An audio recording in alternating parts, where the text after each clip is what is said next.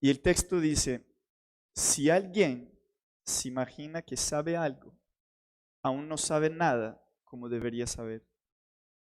Y él estaba hablando que cuando Jesús llamó a los niños y dijo, si alguien no se es como el niño, no puede entrar en el reino de los cielos.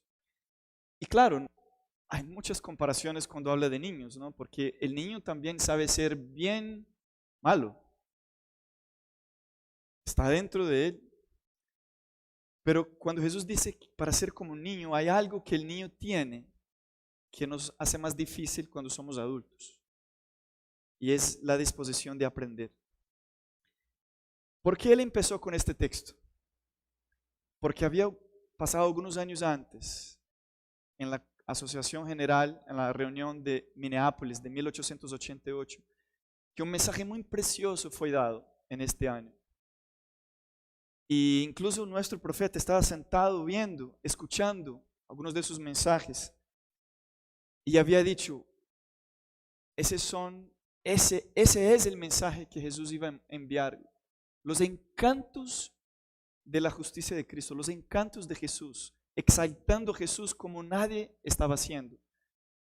Años antes, nosotros estuvimos estableciendo nuestro movimiento, que vino después del Gran Chasco, 1844.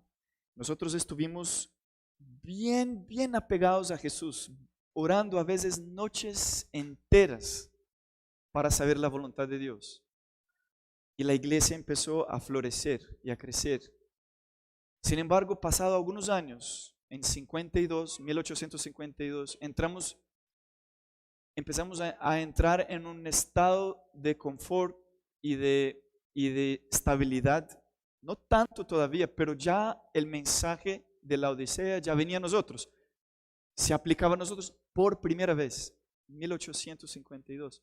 ¿Y qué mensaje hablaba ese? El mensaje de que nosotros estábamos con una actitud de riqueza, de que no tengo falta de nada, no necesito nada. Tan poco tiempo había pasado, pero una diferencia. Cuando nosotros recibimos ese mensaje en 52, hizo efecto.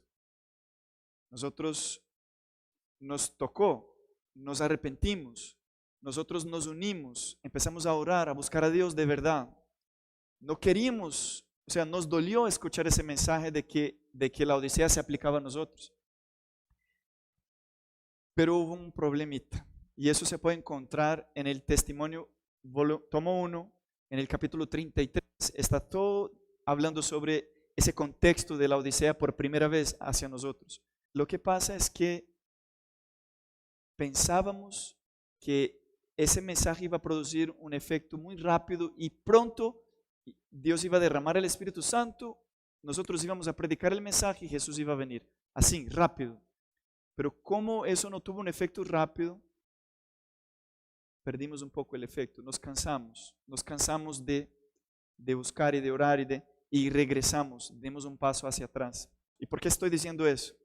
Porque tenemos una serie de testimonios que Dios nos da como pueblo de que nuestros sermones eran tan secos como los montes de Gilboa, destituidos de Cristo. Predicábamos, sabíamos debatir mucho en ese tiempo.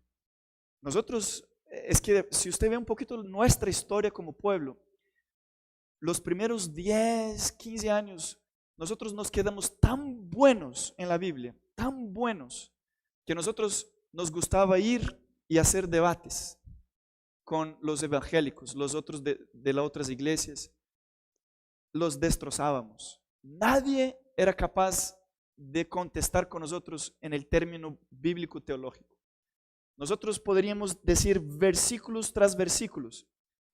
Mira, el sábado es así porque desde la creación, y también, mira, Ezequiel 20:20, santificar los sábados, es la señal entre mi pueblo y yo.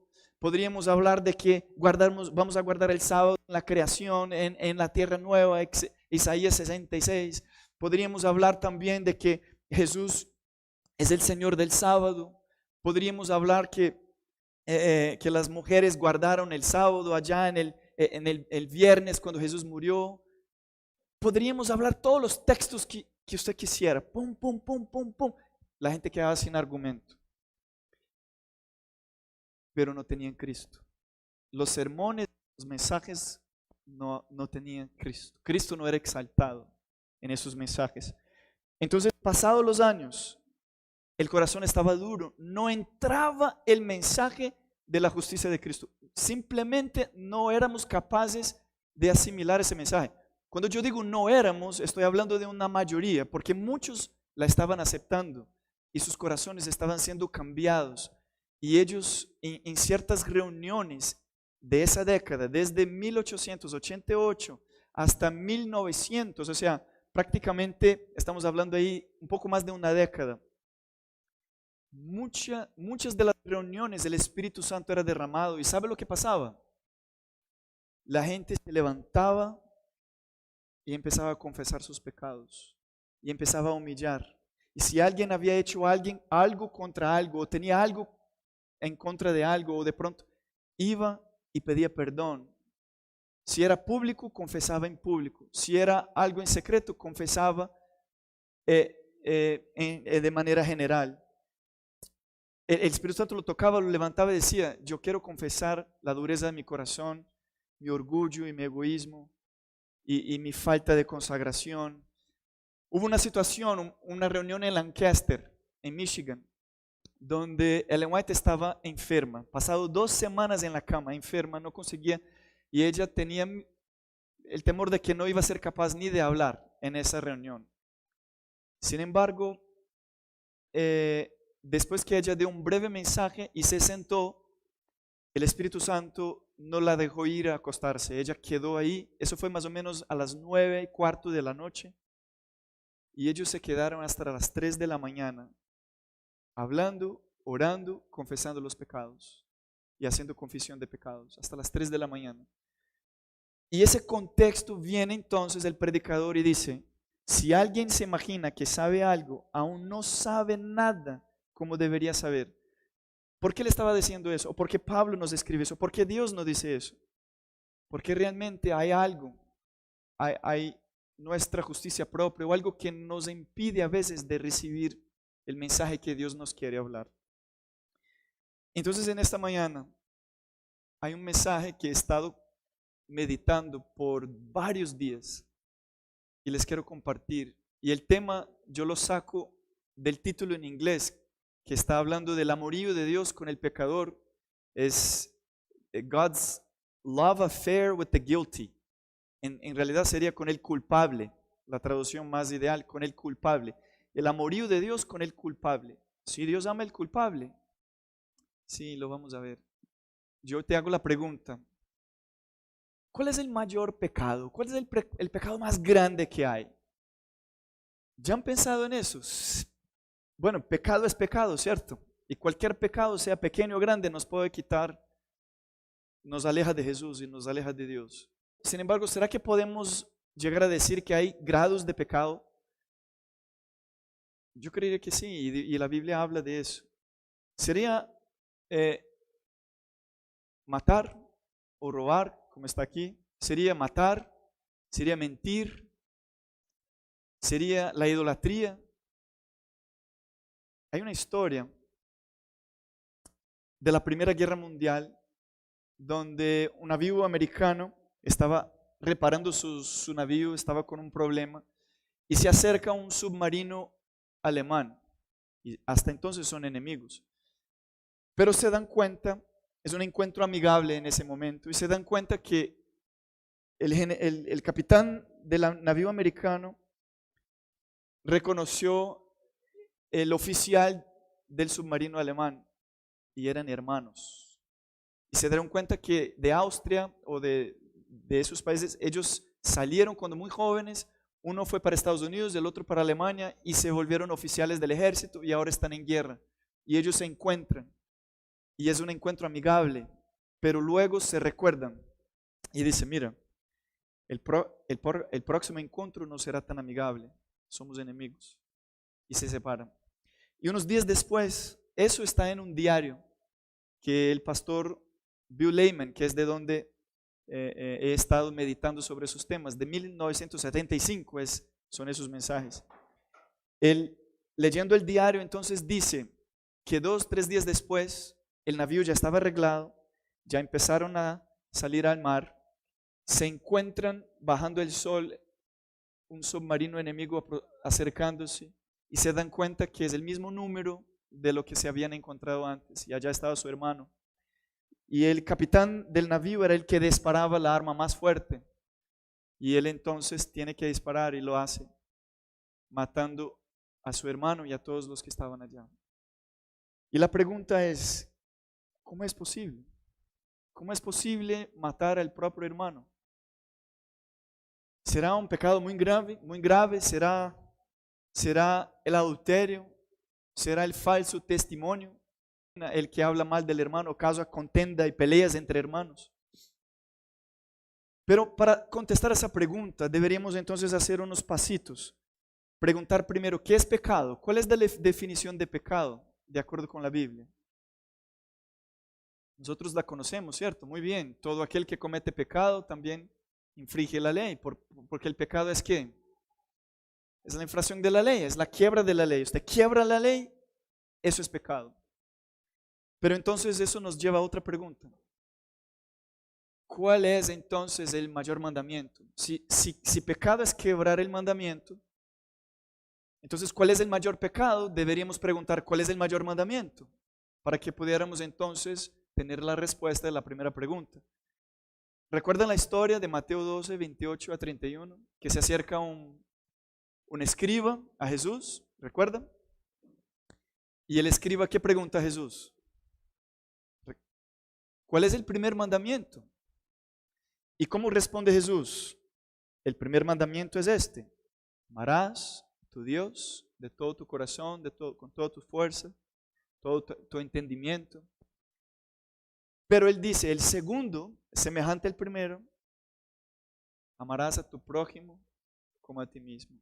Pero él concluye con esa frase: no hay otro mandamiento mayor que estos dos.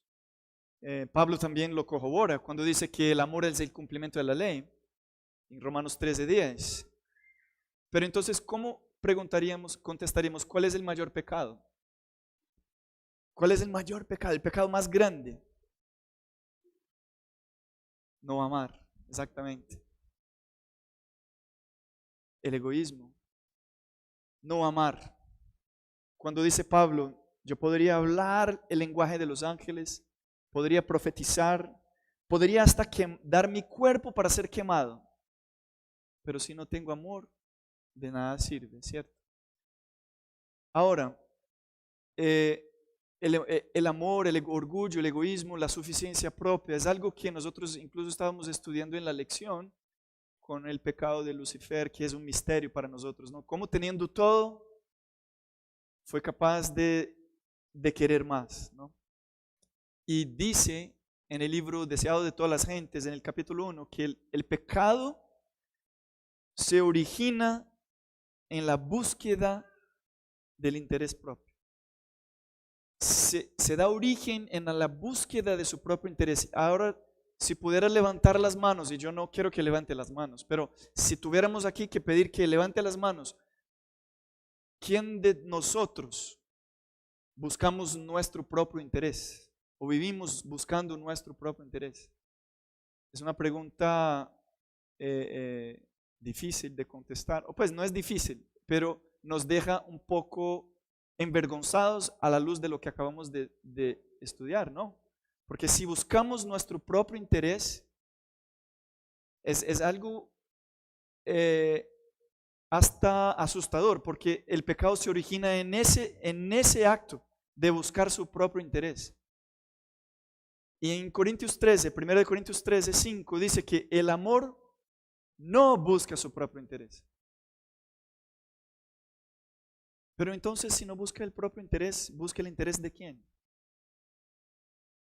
Ahí vuelve el mandamiento: amar a Dios, amar al prójimo.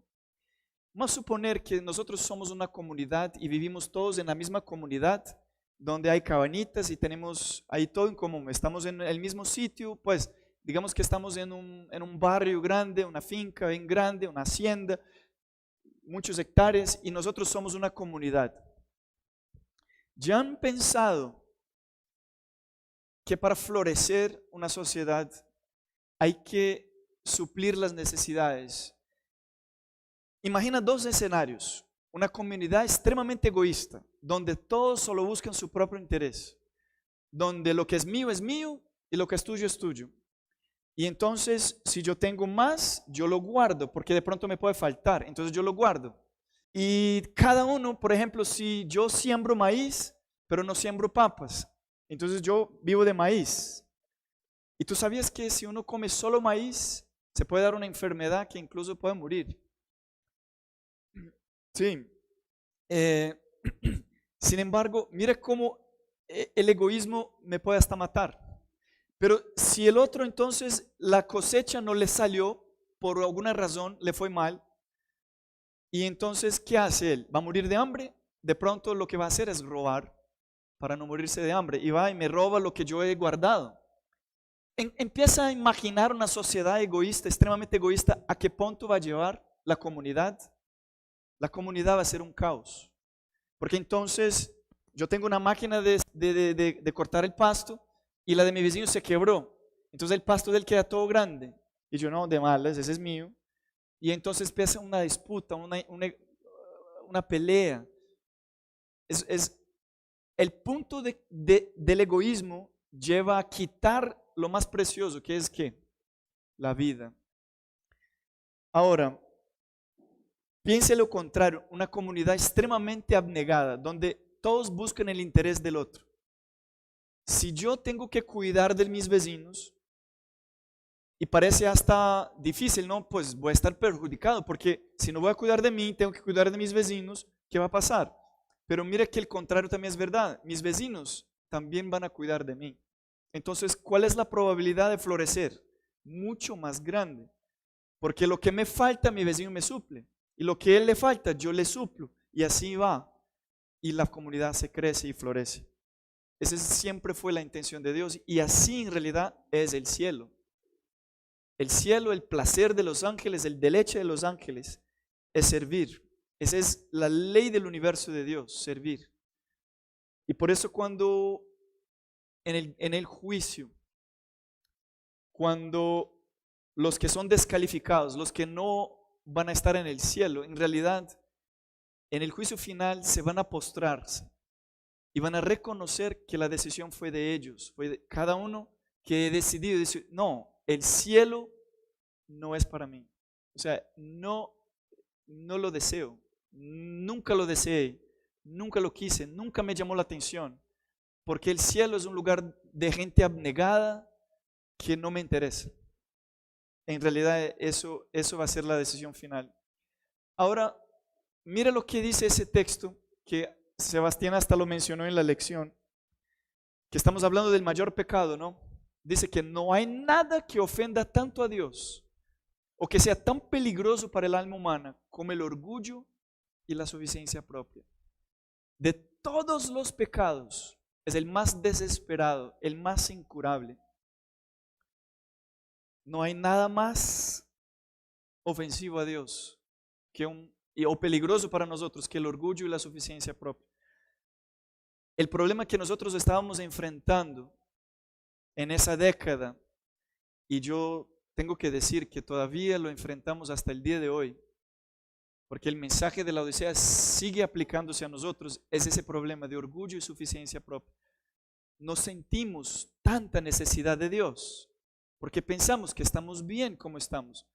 No sentimos necesidad de pasar una noche orando, simplemente no la sentimos, y tenemos que ser honestos.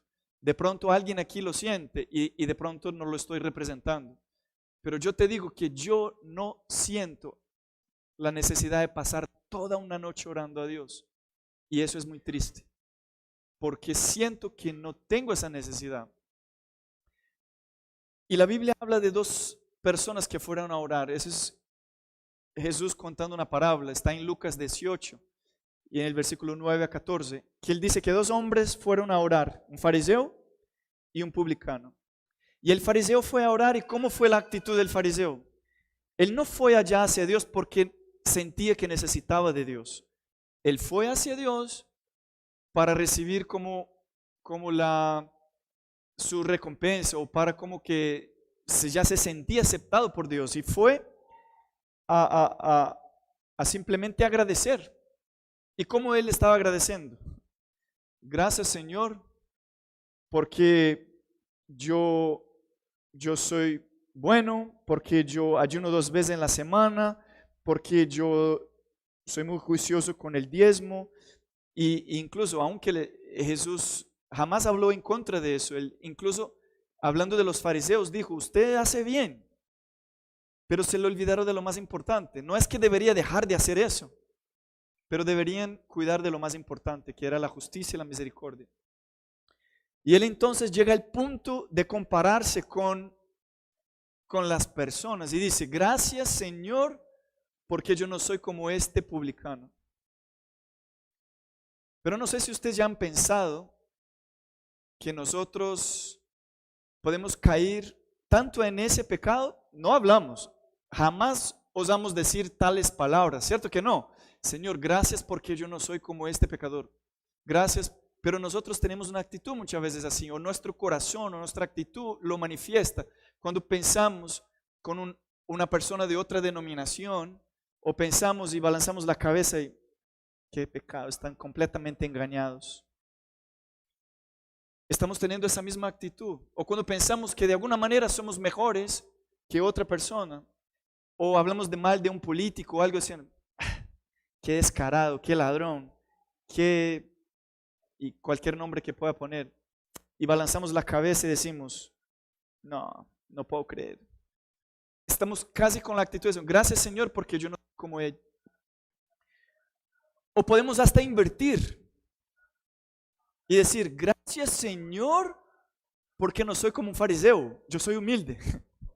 Yo no soy como el fariseo que ora diciendo: gracias que yo no soy como un pecador. Gracias, Señor, que yo no soy un fariseo. O sea, cualquier de los lados nos ponemos en superioridad o con algo que sea de una cierta justicia propia. Y cuando yo tengo una justicia propia, estoy manifestando que yo no necesito la justicia de Dios. Pero ¿cómo fue la actitud del publicano?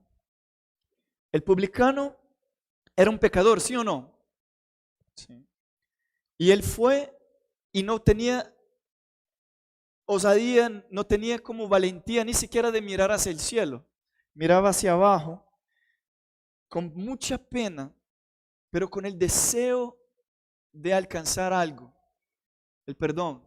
Y él llega y con una angustia, un dolor en el corazón, como que haciendo así en el pecho, dice: Señor, ten misericordia de mí, pecador. Y Jesús entonces contesta la parábola diciendo que él fue a su casa justificado, pero el otro no. Él fue justificado. ¿Pero por qué él fue justificado? Porque es la misma historia de Caín y Abel. Caín se sentía bien, que no necesitaba de un Salvador, y por eso vino con una ofrenda de gratitud. No hay nada malo con ofrenda de gratitud.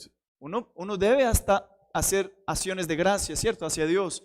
Pero una ofrenda de gratitud, cuando debería haber traído una ofrenda de arrepentimiento. Y Caín, mira qué contraste. Hablamos de Caín, de Abel, el justo, ¿no? Él era justo, pero no es que él era justo, porque si no, ni siquiera hubiera llevado la ofrenda de arrepentimiento. Es porque él reconocía que no era justo y que necesitaba de un Salvador que vino a traer la ofrenda de arrepentimiento. Entonces encontró la justicia de Cristo. Caín no sentía falta. Pedro fue muy parecido a la historia de Pedro. Pedro era la persona impulsiva, pero una persona determinada. Él decía: yo estoy listo para morir contigo, aunque todos te neguen.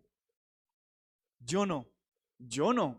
Yo puedo ir a la muerte contigo, yo estoy contigo hasta el fin. Y Jesús, conociendo el corazón pobre de Pedro, dijo: Pedro, yo he orado por ti. Yo he orado por ti porque yo sé que Satanás te quiere tumbar. Y dijo: usted me va a negar 3 veces. Y por su autosuficiencia, por su suficiencia propia, él creía que estaba bien. Y cuando más necesitaba orar, él estaba ¿qué? Durmiendo. Y Jesús ni siquiera vino y dijo: Pedro, pues usted no estaba tan listo y ahora durmiendo, ¿qué es eso? Jesús, con dolor en el corazón, con compasión, los vio durmiendo y dijo: yo entiendo, el espíritu está dispuesto, pero la carne es frágil, es débil. Y Pedro negó a su Señor. Pero cuando él lo negó y se acordó de las palabras de Jesús, él miró hacia el Maestro, él miró hacia Jesús.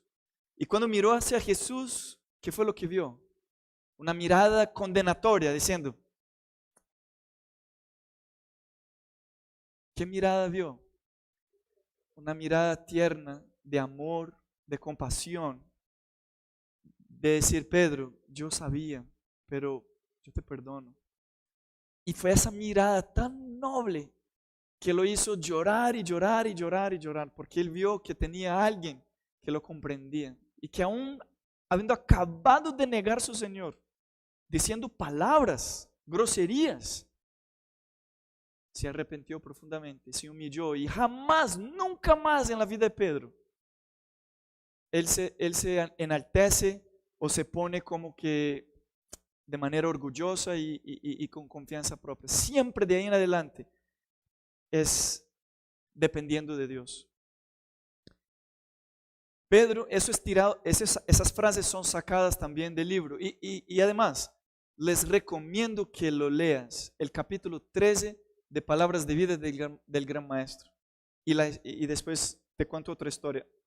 Pedro se creía fuerte. ¿Cuántos nos creemos fuertes a veces? Pedro cayó debido a su suficiencia propia. Fue necesario que Pedro conociera sus propios defectos de carácter y su necesidad del poder y la gracia de Cristo. Antes de conocer a sí mismo, sentía que no necesitaba tanto del poder de Dios. Mira qué dijo Jesús: los sanos no tienen necesidad de médico, sino los que están enfermos. ¿Está usted enfermo? No he venido a llamar a justos, sino a pecadores al arrepentimiento. ¿Sabe cuál es el problema de la Odisea? No es que la Odisea es pobre, miserable, desnuda, ciega. Ese no es el problema de la Odisea. ¿Sabe cuál es el problema grave de la Odisea? Yo diría, nuestro problema es que no sabemos, no lo reconocemos. Tenemos siempre esa tensión de fe y obras. Y yo les estaba hablando de la historia allá atrás, 1890, esa década. Teníamos un grave problema de conciliar fe y obras. Nosotros éramos muy celosos con la ley de Dios. La defendíamos demasiado porque creíamos que esta era nuestra misión, y de hecho la es. Esa es nuestra misión. Pero no estábamos entendiendo la conciliación de la fe o el oro refinado que Jesús nos quiere dar, que es fe y amor. Entonces, mira, el hijo pródigo y el hermano fiel. El hijo pródigo hizo todo lo malo. No quería obedecer al papá, no quería estar en la casa donde había reglas. Quiso salir, y salió y pensaba: no, yo voy a estar muy bien, yo voy a coger ese dinero, voy a prosperar. Y lo malgastó, salió, hizo de todo. Cuando ya no tenía nada, él llegó a la conclusión: yo estaba mejor en la casa de mi padre, pero yo, ¿con qué cara me voy a llegar a mi padre después de haber gastado la plata que era de él y la tomé yo. ¿Con qué cara voy a llegar allá? Pero yo ya sé qué voy a hacer. Los siervos de él viven mejor que yo. Yo voy a llegar allá y me voy a humillar y voy a decir, Padre, he pecado contra ti, contra el cielo. No soy digno de ser llamado tu hijo. Hágame como uno de sus siervos y para mí ya está bien. Ser un siervo es suficiente. Yo trabajo y no hay problema. Pero ¿sabe qué pasó? Usted sabe qué pasó. Porque cuando él llegó, su papá, ¿qué hizo con él? ¿Lo regañó? Lo recibió de brazos abiertos. Y no solo eso, le abrazó, le dio su anillo para confirmar que él era su hijo y le hizo una fiesta. Pero ¿sabe qué pasó con el hermano fiel? No le gustó mucho. Porque él llegó de trabajar y dijo, no, eso no es justo. Yo todo el tiempo aquí trabajando fiel, obedeciendo, y mi padre nunca hizo una fiesta siquiera, ni con un ternerito, nada. Pero ¿sabe qué podría contestar el papá a él? Mi hijo, tú trabajas y yo te doy tu salario. Eso es suficiente. Porque él trabajaba por obras y el hijo vino por la fe. Si tú vas por las obras, lo que tienes es el salario. Mira, los trabajadores de la 11ª hora, ¿se acuerdan de eso? Cuando uno va y trabaja todo el día y otros trabajan menos, hasta un grupo de personas trabaja una horita nomás y llega su señor y les paga igual. Y el que trabajó todo el día se queja y dijo, pues yo esperaba recibir más. Él dijo, pero no recibiste lo acordado. Usted trabajó, aquí está. Pero ¿estás bravo porque yo soy bueno? Está diciendo el maestro. ¿Estás bravo porque soy bueno y le quiero ser bueno a este que trabajó solo una hora? Tenemos una dificultad con eso. Nosotros tenemos lo que nosotros llamamos muchas veces, tenemos la verdad. Somos el pueblo de la verdad. Y esas cosas nos incomodan un poco. Y eso no es nada nuevo. Hay décadas que eso nos viene incomodando y tenemos una dificultad de conciliar esas cosas. Porque decimos, no, tiene que tener obras. Y Jesús dijo, no. Recuerda que preguntaron a Jesús, dinos, ¿cuál es la obra de Dios para que la hagamos? Y Jesús dijo, la obra de Dios es que creáis. Es creer. No, Klinger, pero no, usted ahora está yendo para un extremo, porque yo te digo, ¿cuántas veces yo he predicado la ley? Pero no, usted está hablando de la gracia, ¿no? ¿Y cómo así? Eso está muy raro. Mira Romanos 4, ¿qué dice? Al que obra, no se le considera el salario como gracia. Porque no es salario. Si tú obras, ahí está tu paga, tu salario. Si no es una obligación. Por más justo que yo sea, por más que yo intente, Señor, yo voy a hacer de todo para merecer tu gracia, entonces no es gracia. Porque no lo mereces. Si trabajas, vas a recibir tu paga y no es gracia. Y si no es gracia, ahí sí hay un problema serio. Porque si no hay gracia, ¿qué hay? Hay muerte. Pero al que no obra, sino que cree en aquel que justifica al impío, se considera su fe como justicia. Les quiero hacer una pregunta. Y yo me imagino más o menos cómo va a ser la respuesta. Porque nuestra mentalidad muchas veces es muy fuerte en nuestras creencias. De acuerdo con el versículo que acabamos de leer, ¿cuál es la condición para recibir la justicia? ¿Cuál es? Lea. Creer. ¿Alguien se arriesga a decir algo más? Perseverar. Leamos otra vez. Al que obra, no le considera el salario como gracia, porque él obra, él está trabajando, si no es obligación. Pero al que no obra, sino que cree en aquel que justifica al impío, se considera su fe como justicia. ¿Cuáles son las condiciones, de acuerdo con este versículo, para recibir la justicia? y la gracia. ¿Ah? Creer, fe, algo más. ¿Ah? La fe lleva obras, sí, pero de acuerdo con el versículo está hablando el que no obra, sino que cree. A aquel que justifica el impío se considera su fe como justicia. Hay una condición más y está ahí adentro del texto.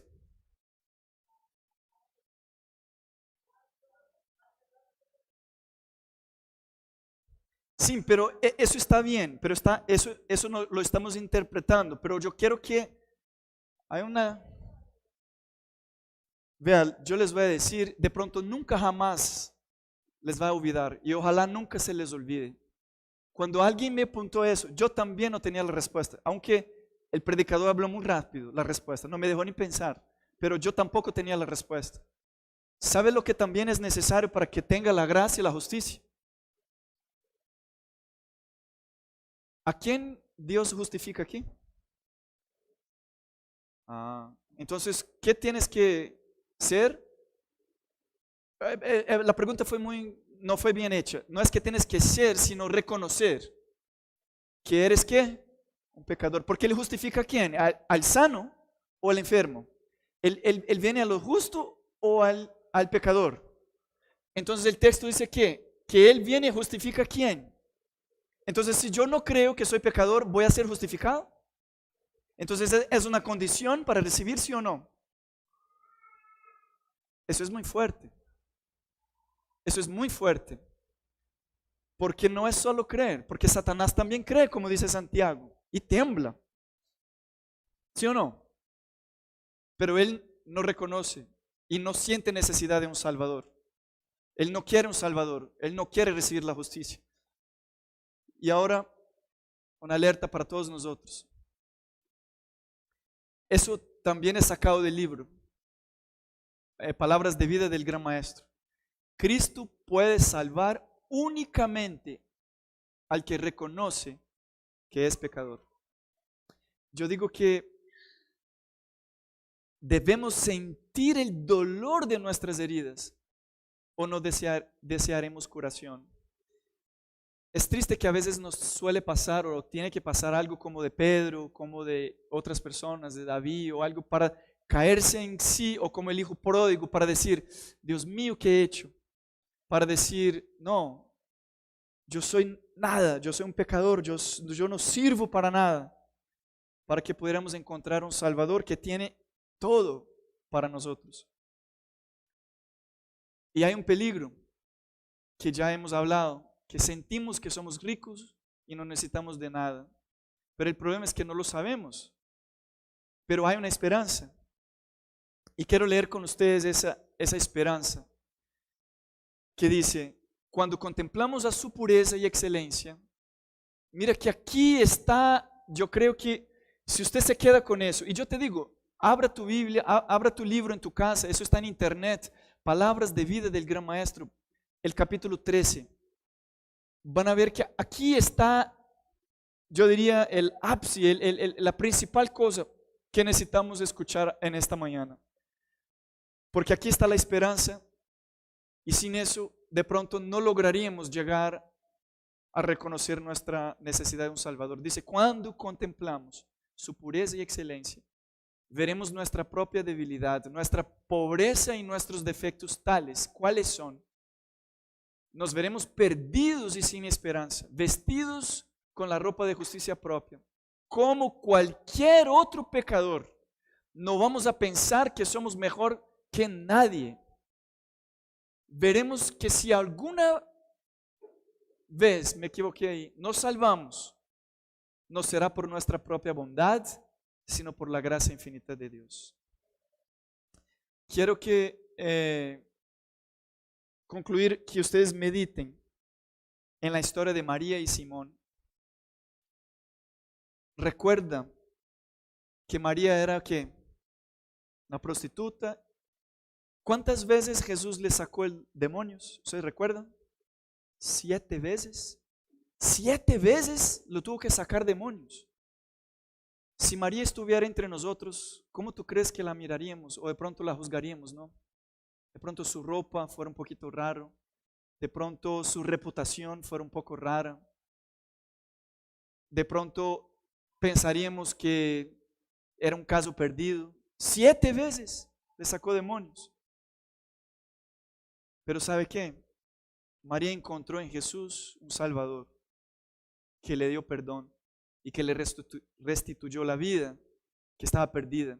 En la fiesta de Simón el fariseo estaba sentado Simón, que tenía lepra, o sea, estaba muerto en vida, y Jesús le curó, lo curó. Y él juzgó a María cuando estaba haciendo el acto de amor abnegado y de un sacrificio enorme.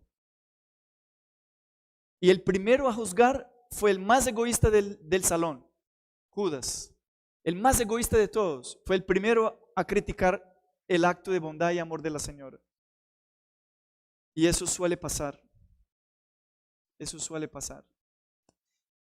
Y Simón después comprendió en la parábola de Jesús que dijo que ella ama más porque sus muchos pecados fueron perdonados. Y no era porque Simón tenía menos pecado, al contrario, él era más culpable que ella, porque él indujo a María a esa vida de pecado. Y él tenía justicia propia. Pero él entendió que el problema fue su reconocimiento y su gratitud. La gratitud de María era demasiado grande que rebosaba. No había más sacrificio que ella podía hacer. Entonces el mensaje es este: que si no, para sentir la necesidad de Dios, necesitamos acercarnos para comparar su belleza a nuestra feura, su pureza a nuestra impureza, su bondad a nuestra maldad, su perfección a nuestra imperfección. Si nosotros hacemos eso, vamos a sentirnos como nosotros realmente somos, pecadores, perdidos y con la necesidad de un Salvador. Eterno Padre, alabado sea tu nombre. Nosotros estamos a muchos años aquí en esta tierra, como pueblo tuyo, teniendo una dificultad muy grande de reconocer nuestra situación, nuestra realidad, para buscar el remedio. No era tu voluntad que estuviéramos aquí tantos años de dolor y sufrimiento, porque tu deseo siempre fue bendecirnos con tu Santo Espíritu, de manera que pudiéramos representarlo aquí a todo el mundo, para que pudieran conocer que tú has enviado a tu Hijo para salvar al que estaba perdido. Como dijo Pablo, del cual yo soy el principal. Señor, te agradecemos porque ese sacrificio de Jesús es completo, es amplio y es perfecto. Y es capaz de perdonar cualquier pecado y limpiarnos de toda injusticia, de toda maldad. Si confesar nuestros pecados, tú eres fiel y justo para perdonarnos y nos purificar. Señor, pedimos una bendición especial sobre tu iglesia, también en especial sobre la iglesia de Oasis. Y Señor, que este mensaje pueda llegar a todos, a los corazones de aquellos que desean un Salvador, pero en realidad todavía no sienten la gran necesidad del Salvador, de un Salvador o del Espíritu Santo, como tú esperas de nosotros, para que tú puedas darnos este regalo tan grande. Perdónanos nuestros pecados, nuestro orgullo, nuestra suficiencia propia. Y en nombre de Jesús, confiados de que escuchas nuestra oración. Amén.